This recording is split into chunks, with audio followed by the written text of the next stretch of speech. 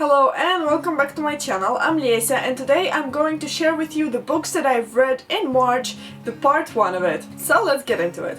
The first book that I've read in the month of March is the Club Duma by Arturo Perez Reverte, which follows Lucas Corso, who is kind of this book hunter or mercenary whose job and main purpose in life is to locate different kinds of ancient or valuable tomes and books. This is a book filled with mystery and mysticism, and it follows Lucas's adventure as he comes by a manuscript or excerpt from the Three Musketeers, and Lucas is trying to find out whether the chapter is authentic.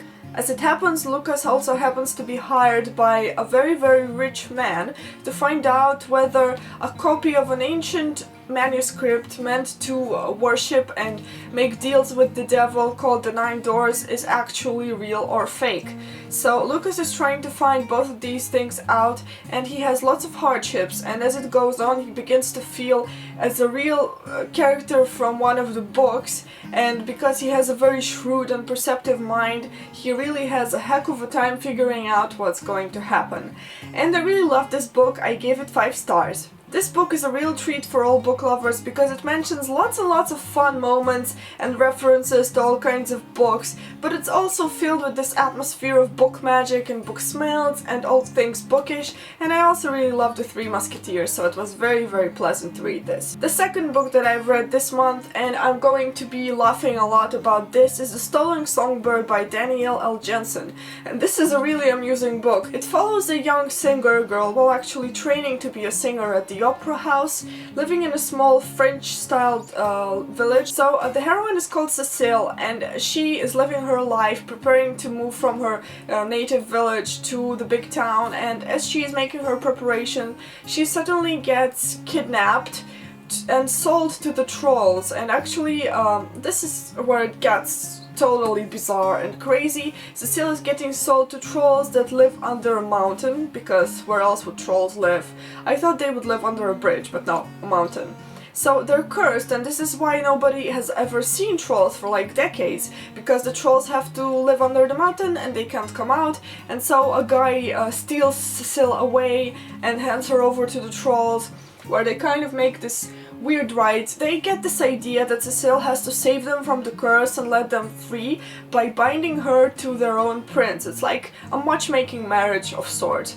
So Cecile is getting into quite a lot of trouble when she gets there, because she is in a foreign place, everybody is trollish and weird and sometimes creepy, but definitely very bizarre and hostile. This book was very quick to read, and in moments it was very fun and amusing. It has a romance line, which is not insta-love, so that's a good thing, but I failed to connect with the characters, so that's not so good. I ended up giving the book 3 stars. What I was particularly displeased about in this book was that the trolls were kind of meant to be hideous and scary. Sadly, it turns out that one of the main characters, he looks like kind of divine, and this is what kind of ticks me off, because if you're going to pick trolls as your major attraction in the plot, you might as well make them stand out. A book that I completely fell in love with in March is The Double Life of Mr. Skid Kavanagh by Marina Fiorato, and this is an awesome book. I recommend it so much. It's a piece of historical fiction. It's following this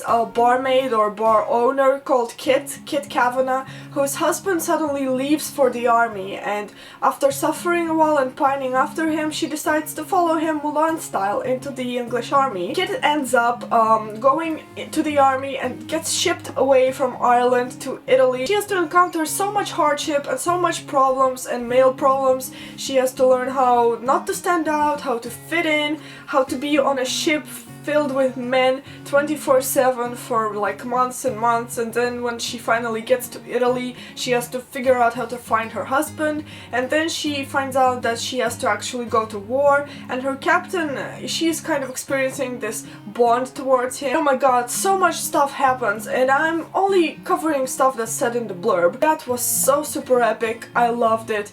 The love story in this book just blew me away. Kit was super brave, and the writing was beautiful and also kind of realistic. Oh my god, I enjoyed it so much, I just couldn't put it down. It was epic. Loved it. 5 stars. Recommend it to anybody who loves historical fiction. It's set in the 1700s. So yeah, awesome. Last but not least, for this video, I'm talking about Magic Study by Maria V. Snyder. It's the second book in the trilogy. The first one started with Poison Study. The first book follows Yelena, who had to become a poison tester for the commander of the land Ixia, where she lived.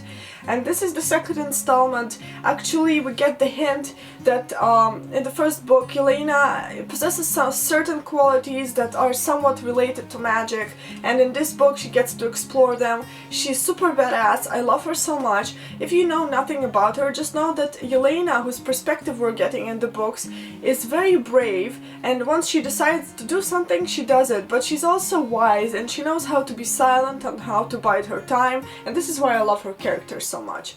So this is a book I loved completely, gave it 5 stars, and I'm going to be waiting a couple months maybe to get a chance to pick up an edition of the 2008 Year to Get Fire Study, but it's going to be totally worth it. So that was it for the first part of my wrap-up, and I hope you enjoyed it. Please let me know down below whether you read any of these books, and I'll see you next time with the second part. Thank you, and have a nice day. Bye bye!